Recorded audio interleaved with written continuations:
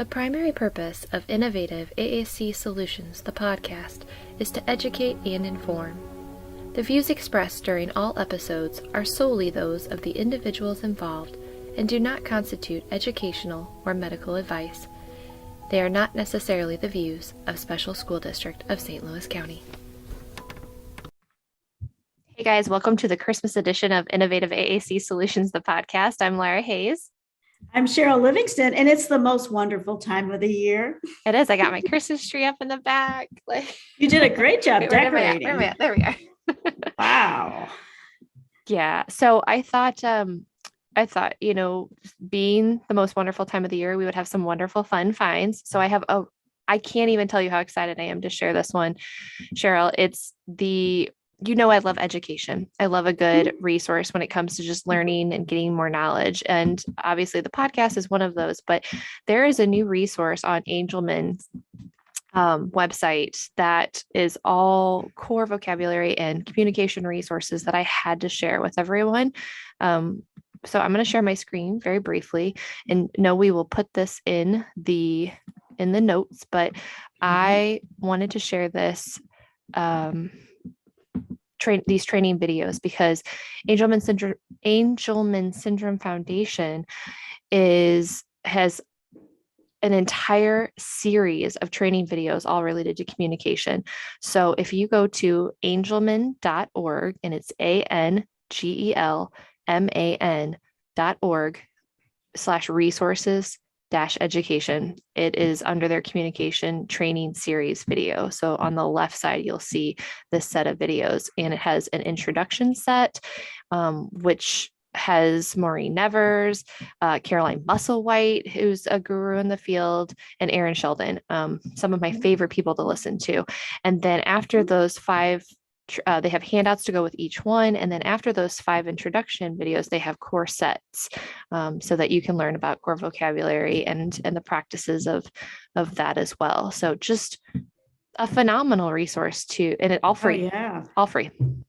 So, well, they've always, Angelman, and it's for all kids, as far as this particular site is dedicated for individuals with Angelman's, but you're right, everything they're sharing pertains to all of our kids. And they've always been good about sharing resources, but this has been updated and expanded. So that's wonderful. Yeah. And it's meant to be short videos, right? Just like we talk about for our podcast, right? It's hard to take a lot of information away from a full day training. So these are meant to be short chunked videos that you can watch at your own pace so that you can learn a little bit at a time. And watch over and over if you need more time to absorb. I find that a lot of times I'll listen to something and then I'm like, okay, I think, yeah, okay, but listen again. And I love that flexibility. I love the ability to do it at my learning speed. And that helps, make sure it, and then take notes. You can stop it, take it.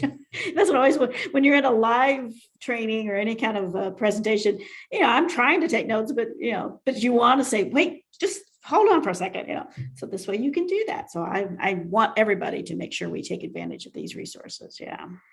Definitely. And a great one for families too. If you have families just wanting more info, it's a good one for them to digest. So that's my fun find. What about you, Cheryl? What do you have for us this week? All right. Well, I'm going to put the fun in fun find and just remind everybody that PBS is a wealth of information for, again, all kinds of stuff. It took us to the PBS website, and it's actually NINE, pbslearningmedia.org. And I want us to just, again, remember how much the PBS network has helped educate all of us from years ago up to the kids that are watching it today. So in this particular case, it was something they posted, and I wanted to share. Arthur is talking about giving and keeping, but it's a game. So you could play it with your kids. You could play it on the smartboard. Individuals, kids that maybe have some time that they're working on a leisure skill, but it's something they would be doing on their computer. So when you launch this particular site,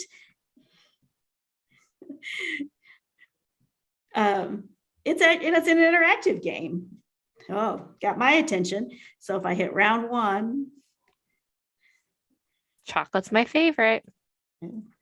Now the whole sharing part, that's going to be hard. So what we're going to work on is sharing and, you know, passing out pieces and stuff. So I love, so if we click on, he could give himself one, he could give one to her. So anyway, I'll stop there.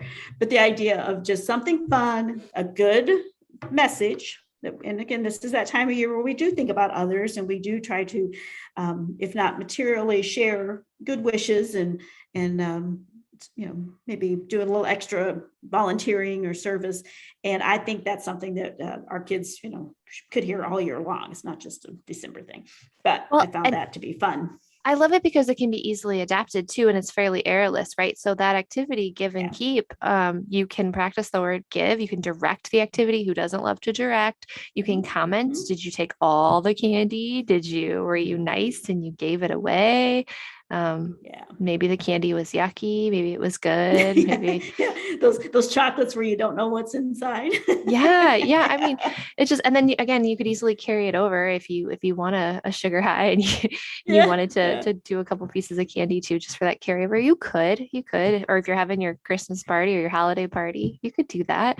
So I don't know. I love that activity. I think it's really fun. And as someone who is constantly on PBS with both of her kids, I know that they're always really great messages there. And again, I'm old school, so I think about the TV, but I have to remind myself that there's a lot of information on the site, the actual website, that we could take advantage of at a moment's notice. So again, oh my gosh, keep that in your back pocket. I love it. So who do we have for our interview this week, Cheryl? We have somebody good? Yeah. Well, we, as far as, you know, our students at SSD, they get bigger, they get older, and they move through from, you know, elementary to middle to high school. And then there's a program called VSP. And it's definitely, you know, something that a lot of our kids are going to take advantage of. So I wanted to know more about it. So I recently had met Kim Gettemeier and asked her to be on our podcast to help us have a little more information about what they do, and then also how we can help prepare our students for that program. So I'm, again, thinking about our kiddos that use AAC. All the skill sets that we could be working on now will help them later. So the Vocational Skills Program is something that Kim is a part of? Yes, she is one of the instructors at a site. So she has been there for several years, and students are coming there on a daily basis, just like they come to work. And she is there to support them on their job skills, but then also to help them with interviewing skills and some of the academics that go along with what they're doing. So it's a full day program. Well, I cannot wait to learn from all that you and Kim talked about. So without further ado, guys, sit back and listen to our interview with Kim Gettemeier.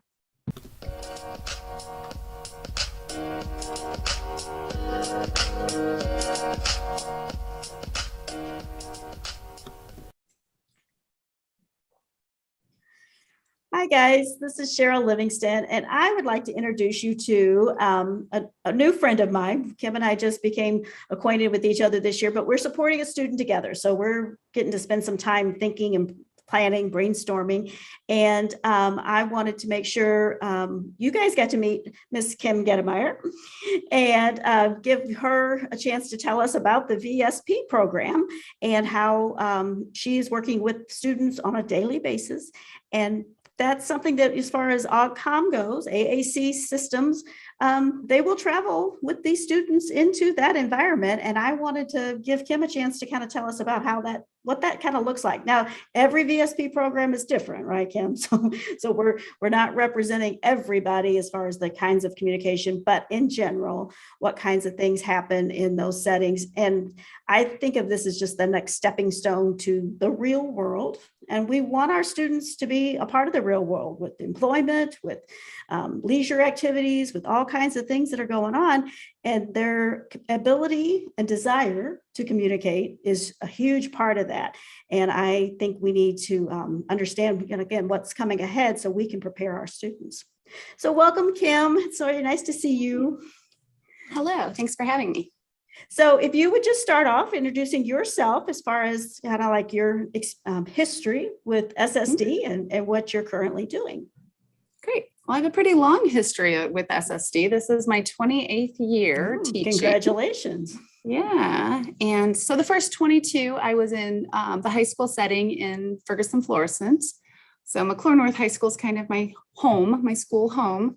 And I taught parallel classes, a lot of math and some learning strategies. And then my last couple of years, I got to be involved in the CBVI program, so community-based vocational instruction, and learned a little bit more about, through that, a little bit more about the Vocational Skills Program, learned just a little bit more about like, oh, this is really my passion. Like, where are they going after this? And what are we doing to get them ready for that?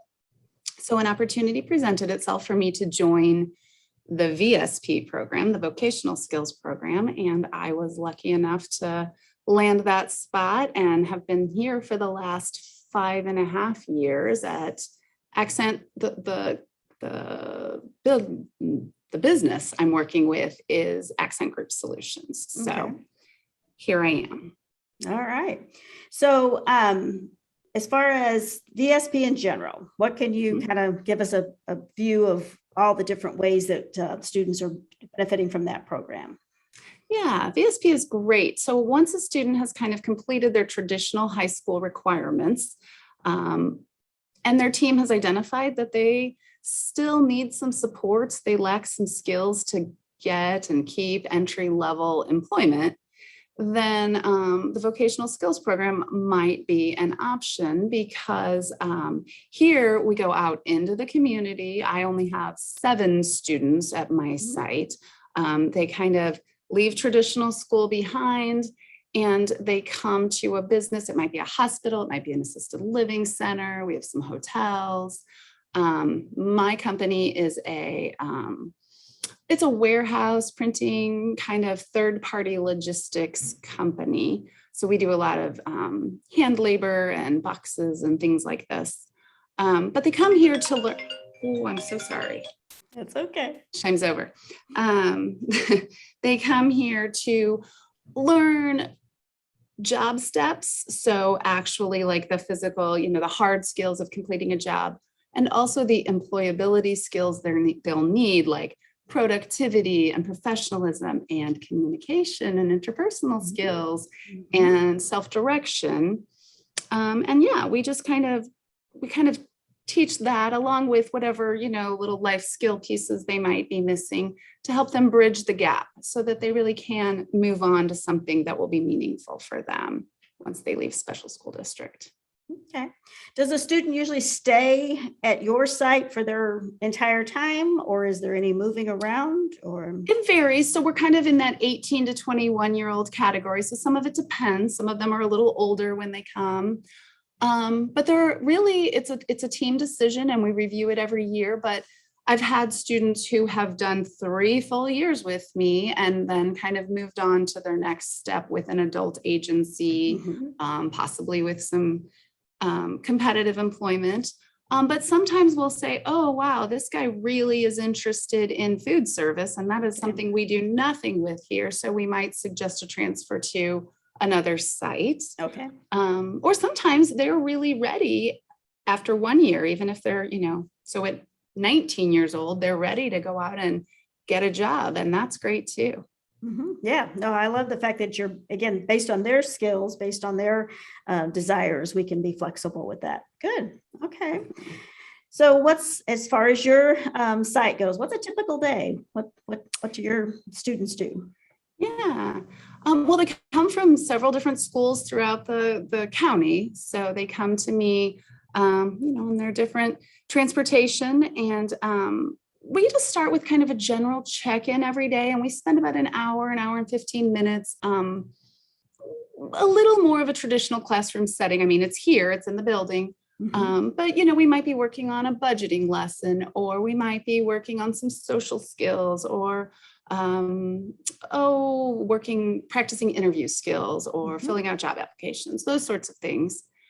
We do that for about an hour in the morning, and then everybody kind of divides up into a couple of different teams, and they go with their coach. And it really varies what we might do. We might be, using tape machines and building boxes.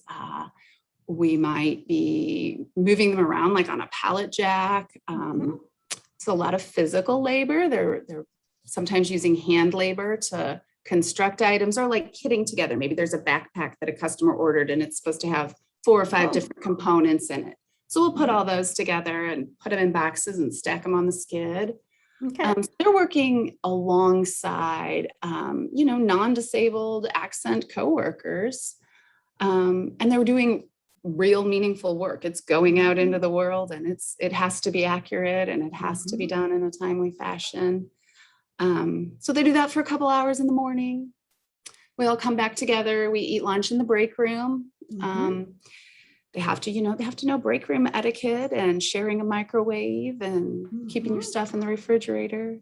Things we don't think about that we just take for granted. Sometimes those skills really have to be taught. And those are in all work sites, no matter where you work, you have to share the space, right? Yeah, absolutely. They work for a couple more hours, and then I really love the end of the day, the last 15, 30 minutes. We kind of reflect back on the day. Everyone sets some goals for themselves each cycle. And, we look at, what strategies have been helping you and what have you been struggling with and how can we adjust what we're going to do tomorrow? Okay. Well, I like that because that, again, like you said, maybe it was a great day or maybe it wasn't such a good day, but we can think about what made it great or what made it a challenge. Yeah. Okay. Yeah, for sure. And so like productivity wise, your students are expected to do their part, right? So yeah. We can't be here if we're going to, there are systems built in for us to sort of help them control the quality because we know they aren't quite ready yet. Okay. When it goes out our door, it has to be ready for the customer, Okay. Think about those Amazon boxes you're getting, you want what's in there to be what you ordered. Definitely. And like I said, that's a huge part of all of our lives now is things being shipped and arriving. And so I like the fact that, like you said, it's not that all sites aren't real world, but I see yours as being, like I said, there's accountability that's going to affect other people to where sometimes I think we set students up to sometimes be like, pretending that they're working, but yours isn't. And I was there, I got to take a tour and it's definitely a warehouse. It was all kinds it's not of stuff. fancy. No, but all kinds of stuff was going on. You had some students doing the boxes, you had other students more in a conference room that were doing more sorting and putting together like paper collating and enveloping. Yeah. Okay. Yeah. And so the students rotate through those different jobs there as far as responsibilities go. Okay, cool. When it comes to like attendance and stuff like that, every day, all day is what you're expecting. We actually right? follow special school districts calendar. So like Northview and Ackerman and all of those, we follow that same calendar. So they do get a spring break and they get Christmas break. Thank goodness for me. And it's just daytime hours. But I mean, their attendance is a huge part of, obviously if you can't come every day and you can't be there on time, you're not going to be successful in a real job. Right. And that's the thing. I think, again, school sometimes feels like, if I want to go, I don't. But when we talk about employment, that's another level of responsibility. And I love that you're taking that time to instill that. Yeah, it's a great program. Good. So when you're like, as far as IEPs go, you guys have IEP meetings and then you write goals for that particular site. What kinds of things are you writing goals for? What's the general goal that you might have? Yeah. So, I mean, for sure, there's usually kind of a hard skills goal, a learning the steps of the job goal. And that kind of goes along with being able to follow multi-step directions and some of those sorts of things. But then there's always at least one kind of employability skills goal, and that will focus on the either productivity or interpersonal skills or communication and interpersonal interactions, those sorts of things, self-direction. Okay. So, and it varies by students. Some of them are more broad. Some of them are very focused on, asking for what they need, self-advocating. Some of them are very focused on handling feedback. That's okay. so hard for a lot of people. Yeah. To know how to take feedback and not be offended and not be dismissive. Good. Okay. And then as far as the communication skills, like you alluded to, again, I consider that a life skill. So what kinds of things, and you have a range. You have students that are very, very verbal, and then you have students that benefit from AAC. Just when we talk about, like I said, the soft skills of being able to talk to other people, I guess one of the things I hear sometimes from VSP programs is, well, we're not here to talk, we're here to work. But like you've described, you've got lots of time built into the day that you're encouraging them to be social and to interact. Right. But even on the actual work, time site that you're doing, can you describe again how communication is important? What kinds of things come up that you've been, all of your students, but just that kind of awareness for us to have a better understanding of what kinds of skills do they need for communication? Yeah, I mean, so we have a task analysis for soft skills, or and there's productivity and professionalism, communication, and self-direction. Communication is the largest. There are the largest set of subcomponents under communication as any other section. So we see it as absolutely vital. And the kinds of things that, that we're talking about are that self-advocating. If you have a problem, you've got to let someone know, and you've got to do it in an appropriate way. You've got to understand the timing of that. Just general interactions with coworkers and supervisors. I mean, some people really struggle to just return a greeting when you're passing in the hall, or knowing when to hold it. Like you don't need a 25-minute discussion when you're passing someone in a hall. How are you today doesn't need to be for 20 minutes. It's okay to just say, I'm fine. You don't really have to, tell about the whole weekend. Yeah. Or handling conflicts, with whatever things aren't going smoothly, choosing the right words that are professional, but still project your point of view. Those are important. We do a lot, with just like they do in high schools. I think we do a lot with the zones of communication or the zones of regulation. So you've got to be able to express on some level how you're feeling in order to stay regulated and be able to function throughout the day. And responding to feedback. That one is never goes away. And I'm sure every student that you interact with, you have to handle that one a little bit differently, because that is hard. All of us. Nobody likes to be told they're not doing it right. None of us. So that is a set of skills. When you're working on those skills, again, I'm trying to visualize being there with you.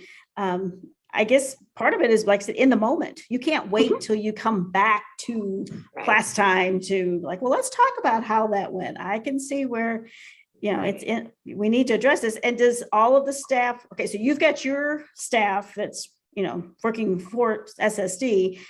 Are the other employees at the site also giving you feedback and letting you know? Okay, good. Yes. Yeah, that is really the idea, to be able to take it kind of from a variety of people. And I mean, unfortunately, sometimes when it's a really tough feedback, they tend to filter it through us. Yeah, no, it's always, okay, that's okay. We are a bridge. But I mean, being able to, and, there are a lot of jokesters around here who so you've got to learn that line between what joking is okay and what joking is too far, and who you can say what to. So there are it's good to have a variety of tools, because communication is really complex. Yes, it is. And, we all don't realize how we've been training to talk professionally our whole life, just with the experiences through school and social events. Right. Yeah, and you're right. It all comes together But yeah, it's still the individual moment in time that you're trying to decide, well, what can I do? What can't I do? And it is hard. I think sometimes we maybe dismiss communication as, well, everybody, just knows how to do it. Talk. All right. So now those students that need more support, and I'm thinking of kids that, with systems, AAC systems, high tech, low tech, everything in between. So my first question is, when we're talking about communication in general, what kinds of things do you, I guess I'm trying to think, breaking it down a bit. Communication throughout the day, huge. If AAC is a part of it, what kinds of things do you see as being pros and cons of that? How do you handle that? Yeah, I mean, AAC is amazing. I mean, the pros would be, it gives students who can't necessarily articulate or project or whatever. I mean, it's just really a powerful tool that they can use to, in the moment, if you have your device and it's right here on your, hanging around your body as kind of an extension of yourself, you can pull that out. You can say, I'm out of boxes, or I need more, I need to use the restroom. I mean, whatever you might need in that moment. I want to just give them an opportunity to share more about their personal life. We make every Monday morning, part of our lesson is just ask somebody about their weekend and tell about yours, because we all do that at work. That's appropriate. Right. So being able to give a more full answer to those questions is really powerful and enjoyable for everyone. And people especially, everyone likes technology. Well, young people tend to like technology. Yes. Maybe they not. They were born with technology in their hands, is what I always say. So, a pro there is it's interesting. It's fun to explore, one menu leads to the next menu, and you can really think of it. It can even prompt ideas of what you might want to say. So, the pros are it's right there and it's clear and it's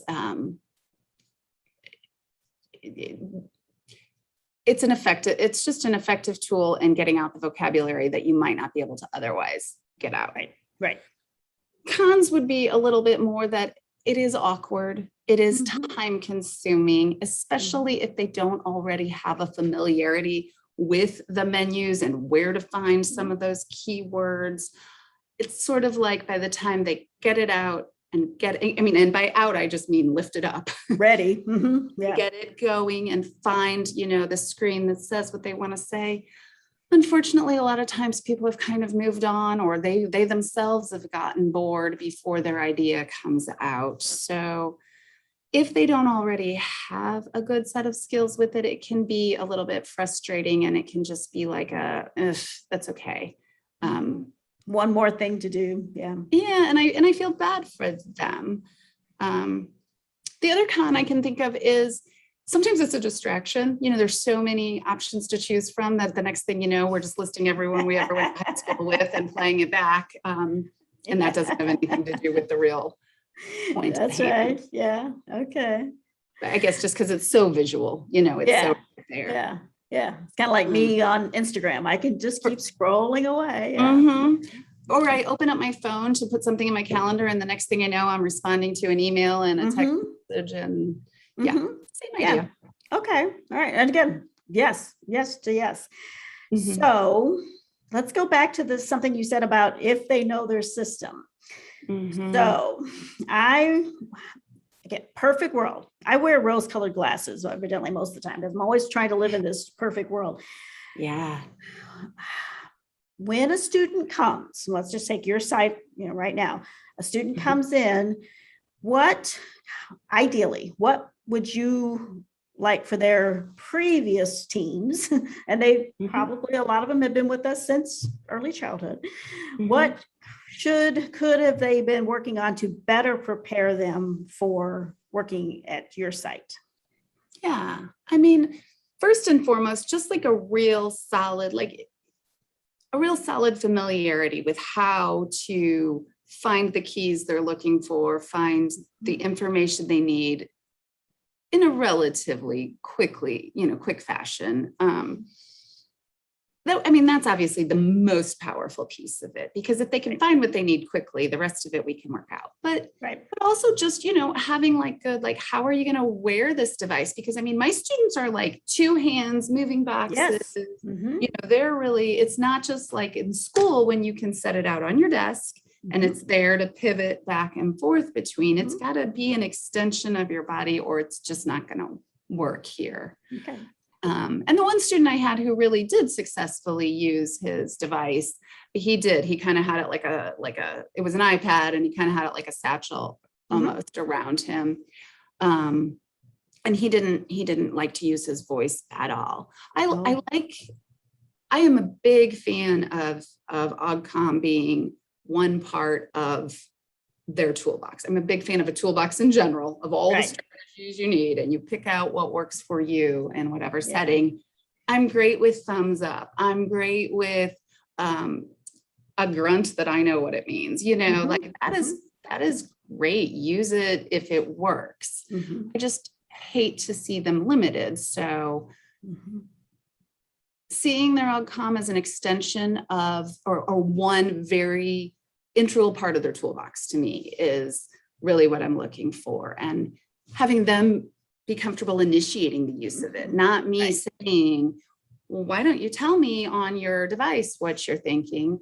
Instead, them just being comfortable pulling that out and getting their point across without prompting. Yeah. So again, that's ideally ownership. Yeah. Ownership and initiation of, hey, and again, it's not like they have to tell you a million things, but just when the moment comes, they know that will help. That's what they do. And I find a lot of times in school settings, we have a more responsive mode. We seem to ask questions and we expect a student to answer, which is one way. But in addition, and I'm just visualizing your day is, like I said, you don't know for sure what's going to come up next. So you need them to take that part of it, that initiation part, not wait for you to ask what's going on. Well, and we're accepting of, these devices because we're special educators, and that's kind of how we think. But we're getting them ready to go into the real world where someone isn't just going to say, hey, do you have another secret way I don't know about to tell me?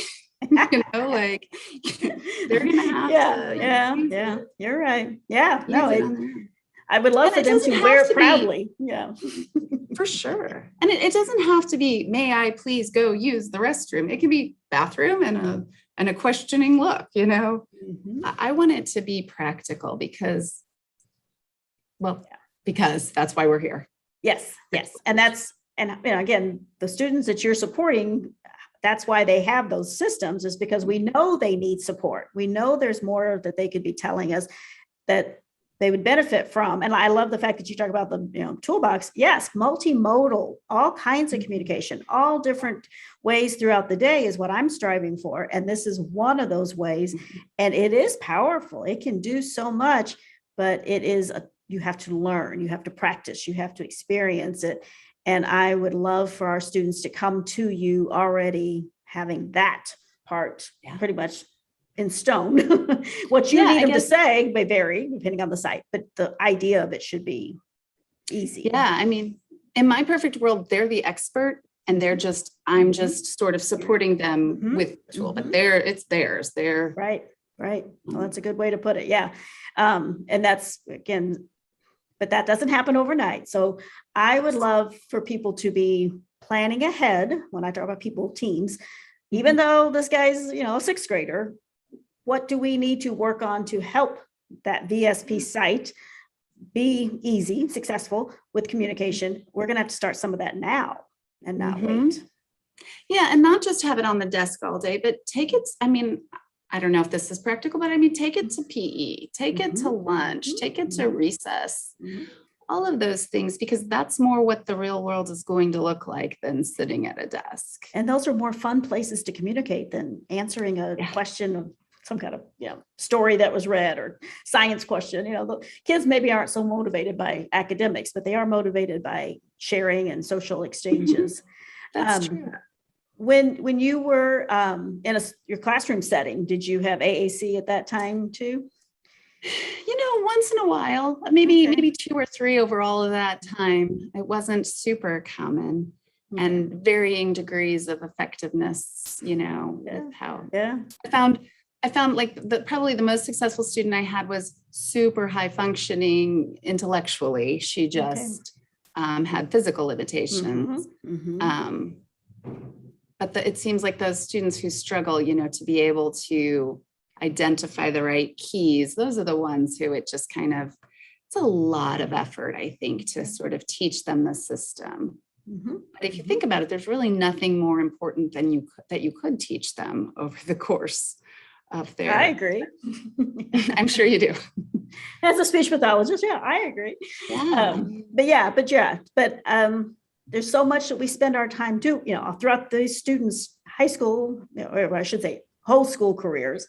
There's so much information being shared with them that I don't know, sometimes communication doesn't get the status that I wish it did. So when you were talking about carrying it around, I'm also thinking about the tolerance of wearing a device. That's sometimes an issue too. It's not that they can't, it's just, it's like, you just have, I tell everybody, I carry my purse, not because I love my purse, but because it's got the keeper of all the stuff. And it seems like my family hands me the stuff to put in my purse. So it's like, but it's just, you just have to and you figure out ways to make it better. When, as far as back to, communication, in addition to, maybe a high-tech device, you also are looking for ways that maybe they might have a card, that they would have short messages that they could show somebody and all that, right? So yes, we've used all of those, and we do, again, it's a toolbox. Or like, I make students that have communication needs, sometimes even more students, but like we'll make some sort of I call it like a visual interview guide. It will have kind of the stuff that you might be asked in an interview, their strengths, their past work experiences, those sorts of things, and pictures of them doing it, either to help them communicate or whatever. Using that in conjunction with like a page or a screen on communication device. That's actually my goal for the current student I have. I would like to see him I would like to help him put together a page where his strengths, and he could, he would know once he got to that menu, that page, he could really go crazy and tell him everything he needs, and maybe use it in conjunction with some pictures. And that's all very possible with all of our systems, but especially easy to do with the high-tech systems. But it's just that time to sit down and plan. What do we want it to say? What do we want it to look like? Good. I'm glad you're, like I said, it's just a matter of thinking big and thinking about, within the moments in time. So when the device maybe isn't easily accessible, what's something he could have in his back pocket that he could, show somebody. So good. Yes, definitely little cards, or just hand signals are a big thing. They're really very helpful. I am a big fan of gestures. I think we should teach our gestures from, and again, I think we innately do it, but sometimes I don't know if the students get the feedback that we're watching. So they may not carry over as much as we'd like them to. So when we talk about, again, communication at your site, are parents getting feedback throughout, or as far as how do you guys interact with parents as far as feedback about what parents they could do at home to help with communication, or what kind of skills that you'd like them to work on? Or always having good communication with parents is helpful, and always having buy-in from home is helpful. I think that these devices, I think parents see this very much as like their school tool or their work tool or whatever, and not necessarily. And I think I think maybe what you're getting at is if they could be, especially from a young age, if they could be using that at home, they would see it as a life tool, not a school tool. I can't argue with that. No. And again, that's where earlier we start that, the better. So that's one more thing to remind everybody. that's listening to this interview is, the more that device, and I just keep using as the term extension, is if it's a part of them, it's not, like I said, a tool that's only for work or only for school or only because, you're making me sit down and do this. It's because I want to show you, I want to tell you, those are things that we have to have buy-in. And we need to do it in a way that the student sees it as fun and exciting. And that's where I think, we could do a lot. We could do better, but we could also start sooner. So that's what my thing is. Better, the quicker, the better. Yeah, we've used them before. I had a student who used one pretty well. Like sometimes we do outings throughout our VSP program, just like they do in high school. And so we were at to go to a restaurant, we kind of pre-selected, and he was able to he used more whole sentences, and he was able to just type in the sentence of what his order would be and practice using that in a very real setting. And it's a little awkward for people at first. They're not expecting it, and you might have to replay it a couple of times, but don't give up on it. People will adapt. People will figure out what you're doing. Yeah. And you mentioned before, technology is a part of all of our lives. So that part probably isn't, again, I'm thinking back when I started as an SLP, 35 years ago, that was very uncommon that you would see somebody out in the community with any kind of high tech. But now it's like, well, it's just, I'm texting you with voice output. Right. So it's not different. It's just, kind of sounds maybe different to you. Do you have a favorite AAC moment with the student that you could share with us? I'm thinking of a student I had a few years ago, actually my first year in VSP, and he came without any kind of AAC device, but he did not use his voice. He was pretty nonverbal. He had an iPhone, and he would type things in the notes and hand it over for you to look at, which was awkward because, he had CPs, so even the typing was little bit, that was a small tool. So anyway, had a wonderful language SLP who was new to him and new to me. And she proposed that we look into a device. And he kind of got more of an iPad with a good program that fit his needs. And, it was brand new. It wasn't, he didn't like it speaking for him. He wanted everyone to just read it, which wasn't realistic. That's not really how people are comfortable communicating most of the time. So this SLP wrote a great goal just about him, using it. And the whole point was, to get him to just use it in a variety of settings and more often. And, so she worked hard, he worked hard, I worked hard all year to try to make it more normal. And then the next year, as fate would have it, he got a different SLP, came in and joined him. And after a meeting with him, maybe once or twice, she was like, why does he have this goal? We need to, he very much uses his device. In fact, we probably need to rein him in a little and talk about what's appropriate to talk about and what's not appropriate to talk about. So we went from being resistant to using anything to then being needed to pare it down a little, buddy. We can't just say whatever we're thinking all the time. And so I guess my point in all of that is that was a really good problem to have. Yeah. No, that's wonderful. It was and that's a short period of time. You went from one extreme to the other. Oh, yeah. No, I love He's like, oh, I can say this, or I can say this, or I can say this. You're like, whoa, no, not all of it. Not all of it. Yeah, but it's great that he found the voice. And then we could kill his dreams. What do you think was the moment that it he embraced it? What do you think there was one particular thing that happened, or?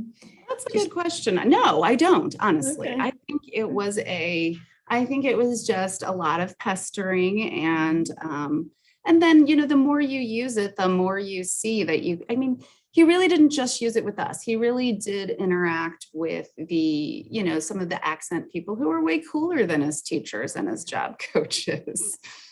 And so, they grew accustomed to it as well. And so I think that was satisfying for him. That was okay. So meaningful. his circle of friends, or whatever I want to call it, got bigger, right? Yes. And again, am I thinking of this correctly? It's like he'd been in school, he'd been with SSD in different elementary, middle school, high school, and that, I guess, and I always tell people that too, as far as when we talk about elementary school, we may change teachers, we may have new SLPs, but pretty much we're small. Then we go to middle school, and now we don't just have one teacher, we may start going to different classes, so that gets bigger. Then we go to high school, and it gets bigger, and then we go out into the real world, and we don't know who we're going to come across on a daily basis. Yeah. So what I'm taking from the way you described that was, he was kind of used to you guys taking care of handling the communication, right? He kind of took the passive role. And then when you gave him, when I was talking about as far as, what happened, I think it was because you guys had set expectations and you were consistent. You didn't just give it a week's try and say, oh, well, forget this. But the idea that then his ability to branch out, and thankfully those, like I said, the staff there at Accent did rise to the occasion and give him that feedback. That's why I visualized this little light bulb going off and him going, oh, well, I can do this and I can do this and I can do this. And like you said, people are like, quit talking so much. Back in. Yeah. Was it the fact that he wanted to say so much and take too long, or he was maybe choosing things that shouldn't be shared, or what was the reining in part? Probably the second part, probably a little not knowing kind of what the appropriate boundaries are of what we talk about at work. Well, but like you said, if he wasn't outgoing kind of communicator previously, he hadn't practiced that stuff yet. Exactly. Yeah, no, that's the thing I think we have to think about.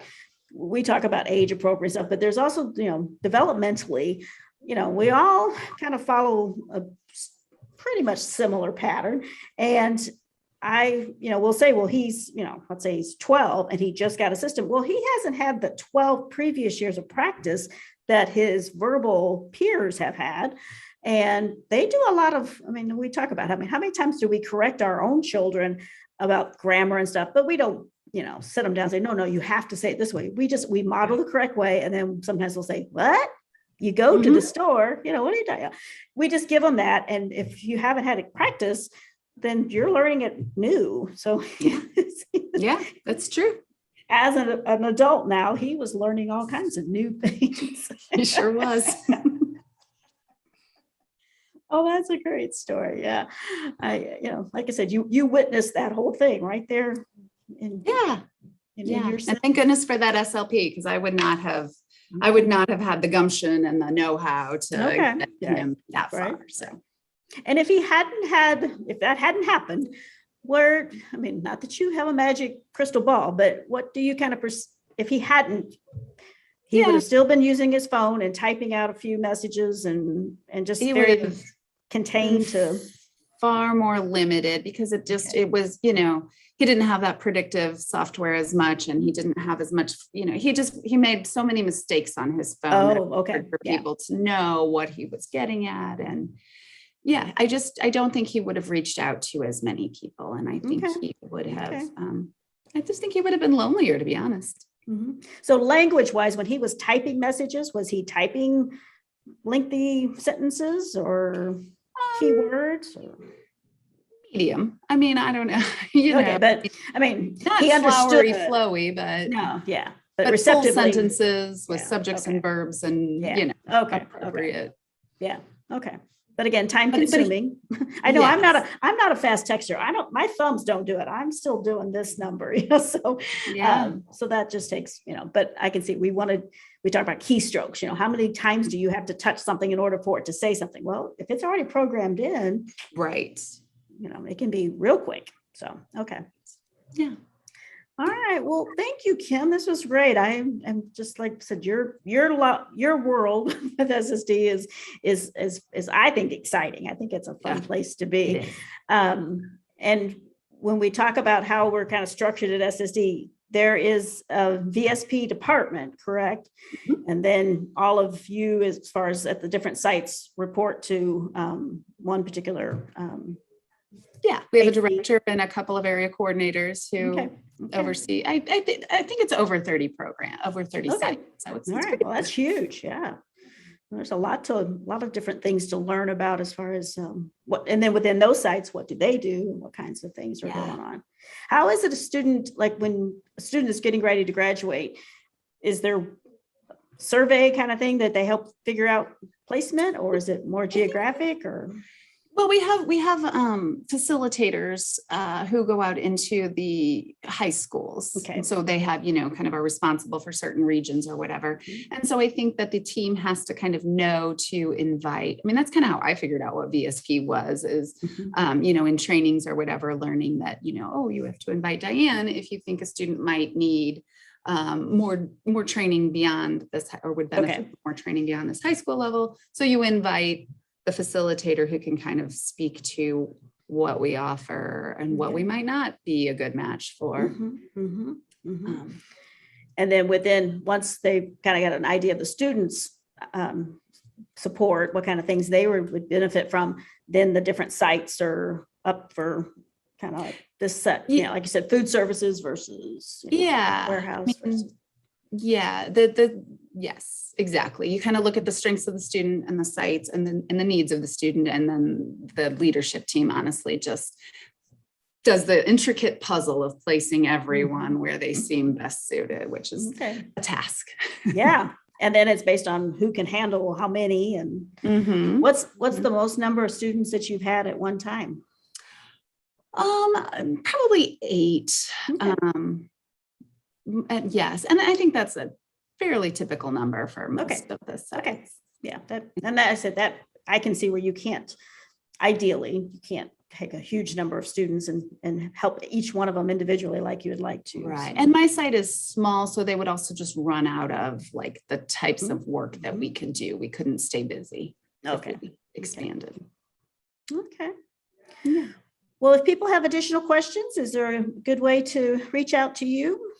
You can certainly email me. That would be great. I am K Gettemeier at ssdmo.org. Yeah, everybody else is the same, right? Yeah. The last part's easy. Okay, Yeah. Great. Well, I so appreciate you spending time with us. This was great. Like I said, I learned something new every day, and I wanted to share. We wanted to share VSP, but I wanted to share your site because I felt like it was a little bit of everything. It was diversity, but yet so much real world stuff that I would hope that when students leave you, they definitely have a better idea of what a job they do. is all about. For better or worse, they have a better idea. No, that's saying, and we said that, and we all learn that way. We learn by experience. So hopefully that they will take your willingness to help them to heart and learn and grow from that. Yeah, well, thank you, and I look forward to you coming back out and helping me with that interview page on his. We will do that. Yeah, that sounds great. Thanks. All right, Kim. Well, this has definitely been a great time that we've had together, and we hopefully will see you again soon. Sounds good. Thank you.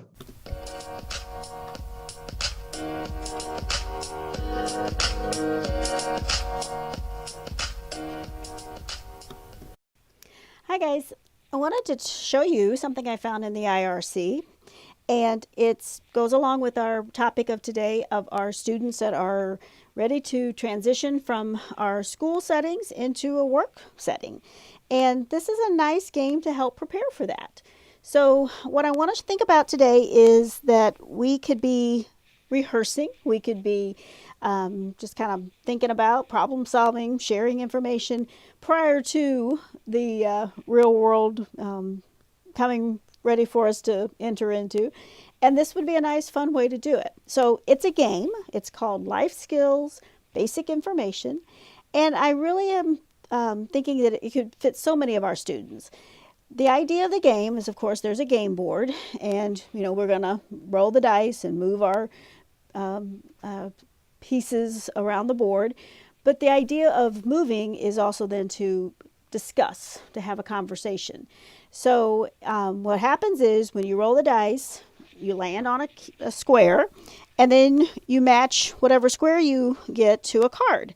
So we have 4 different topics here. We have personal information, we have school information, we have basic concepts, and we have home information. So those are our 4 main categories. Within each of these categories, there are questions, things to talk about. So on the personal information, it says, where is your favorite place to go on vacation? So what they do is they, of course, open that up for discussion. Some of our students will be real quick to give us an answer. Others may need some more support. So what I want to make sure we think about is those students that benefit from both visual supports, choice making, things that we can do to help them feel like, again, they're answering for themselves, but it's because we've made it easier for them. So each card has a number down in the corner. This one says 17. I have my picture answer book, and if I go to page 17, then there are 4 choices. So again, our question was, where is your favorite place to go on vacation? So you have some choices. You want to talk about the beach? Do you want to go to a theme park? Do you want to go to the mountains? Or do you want to go to the lake? So again, no right or wrong answer. They make a choice, and then we can talk about it.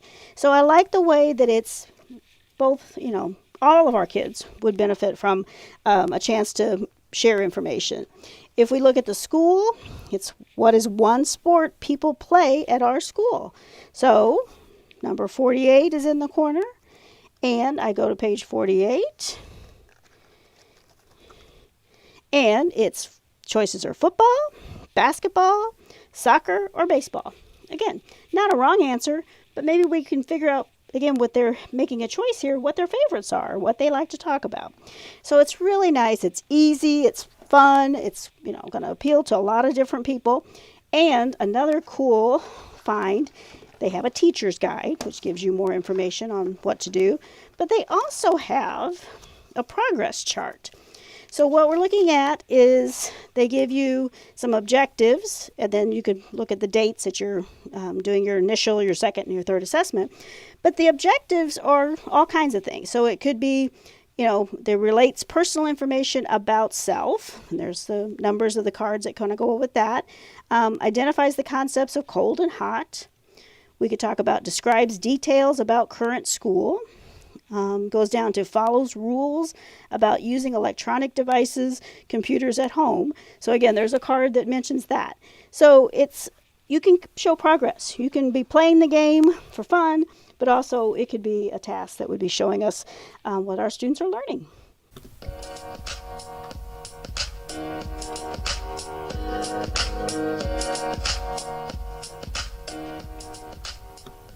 So for our quick tip this week, I wanted to share a fantastic channel on YouTube when it comes to helping older students and older individuals just have some fun and understand different language concepts. So I'm going to take you guys to Life Skills to Learn YouTube channel, and it has so many videos, so many that you can basically find anything, any content that you may be working on, everything from sports to getting dressed, to making coffee, to musical instruments, working at a restaurant. So for those job skills, like we talked about with Kim, VSP sites and how crucial those job skills are.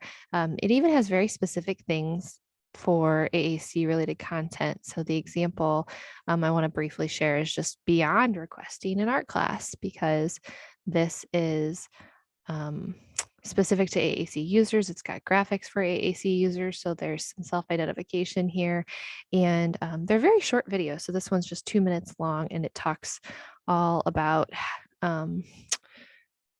just using AAC and how you can describe different things you're painting, Like I said, the graphics are really great. It uses real photographs, so they're very age appropriate.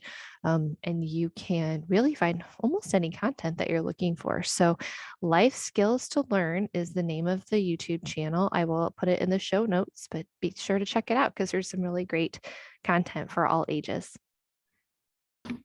So one additional extra techie tip and resource this week is the work that Ashley Larisey has put together.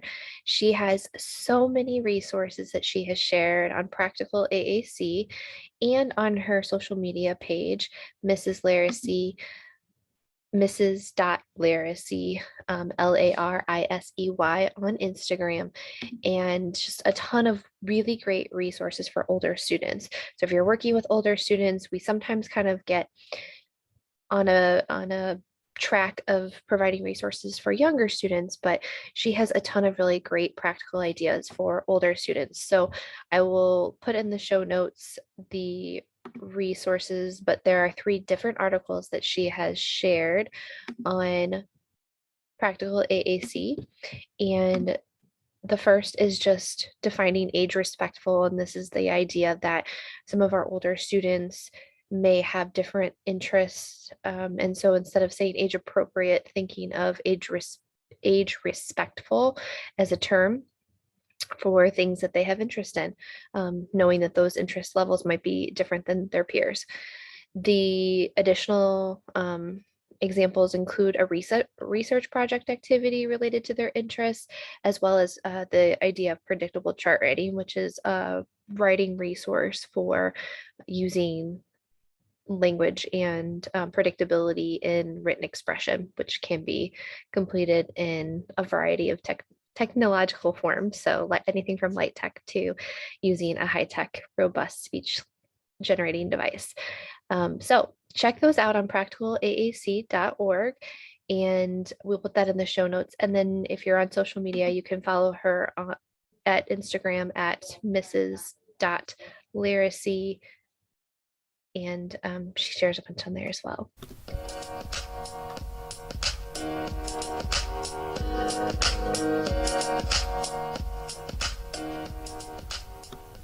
Laura, was that like something that helped you to have a better vision of what's going on in our skills, our VSP programs? I think so. I think I'm going to have to digest some of the things you guys talked about over Christmas break, because there was a lot to unpack. Yeah. And again, I think where I am, and this particular student that I met Kim through, I was delivering a device that he had obtained for after, he had one through SSD and now he's got one of his own. So I helped get that set up. And I was like, there's so much opportunity that I think in a work setting, it's not that he needs it for the work. He's doing a lot of labor types of things with his hands. So it's not like he's talking all day, but there is opportunity to talk to his peers during breaks, during lunch. But then Kim was also in this interview emphasizing too, that he needs to prepare for the real world by working on his ability to converse during any kind of interview or just some potential employers, that the more he can autonomously speak for himself, the better. So that hit home for me that, there's a lot of, again, like I said, foundations that we need to be laying and not wait till, oh yeah, you're a senior, you're ready to go. Here, let's get you ready. It's like, no, these are skills that our kids need from the very, very beginning. We should be working on some of this stuff in elementary school. Well, right. And especially those operational things that we don't necessarily think about. So many times we're thinking about devices and the language inside it. But we take for granted the fact that all those operational things need to be done autonomously too. So can they charge it themselves? What happens if the device breaks down? Do they know how to ask for help? I worked with Kim a few years back with a student who needed to be able to export messages to email so that he could email his boss if he were going to be out or sick or wanted to have a meeting for support reasons. So all of those extra things that are so valuable when we're out in a work site, because who wants their mom calling in sick for them? Nobody. I mean, I know True. I don't. Well, so, and like you're saying, these kids have gotten used to all of our support being just, an elbow away, somebody's always right there. But no, in a work site, it's not we shouldn't let them think that they're going to have that. So the more independent, the more autonomous they are, the more successful they're going to be. And again, they don't realize it till they get there. I know it's hard for teenagers, especially, to understand what we're trying to prepare them for. But we've got to put those things in place. We've got to just have that expectation that that's what we're going to have them do. And yeah, it will make a huge difference in their lives. And again, as someone who has 2 kids who doesn't understand where time is going, time flies. So like you said, making sure that we're working on these things in elementary school, because before you know it, they're graduating and we just don't have that much time. Yeah. No. Yeah. No. And it's something that I know just from daily experience that we get focused on what we're doing at the moment. I want us always looking forward. I always want to be thinking ahead to, well, you know, what's the ultimate here? Well, the ultimate is that this student is communicating all day long, all kinds of reasons, not just requesting, not just, you know, answering our questions, but sometimes school has a tendency to be very responsive in our way of conducting business. I want them advocating. I want them telling jokes. I mean, just the whole gamut. And again, that's they learn through experience. They don't learn just because we think, oh yeah, well, when you get here, we'll talk about it. It's like, no, put it into play. Yeah, definitely. Well, and since this is our Christmas episode, I just wanted to share with any listeners that we are so thankful for you. We are so gracious that you take your time to listen to us. We really have a lot lined up for next year. And as always, if you have input is something you want to see that you feel like we haven't touched on, or if you really want to come on and join us as an interviewee, we would love to get your feedback. So definitely reach out to us, and just thank you for listening. We really have enjoyed the feedback that you've given, and we enjoy bringing you new content all the time. So have a wonderful holiday, and enjoy the rest. Yes, rest up, and we'll see you in 2022. All For right. Innovative AAC Solutions, I'm Laura Hayes. And I'm Cheryl Livingston. Have a great holiday season, guys. Take care. Bye.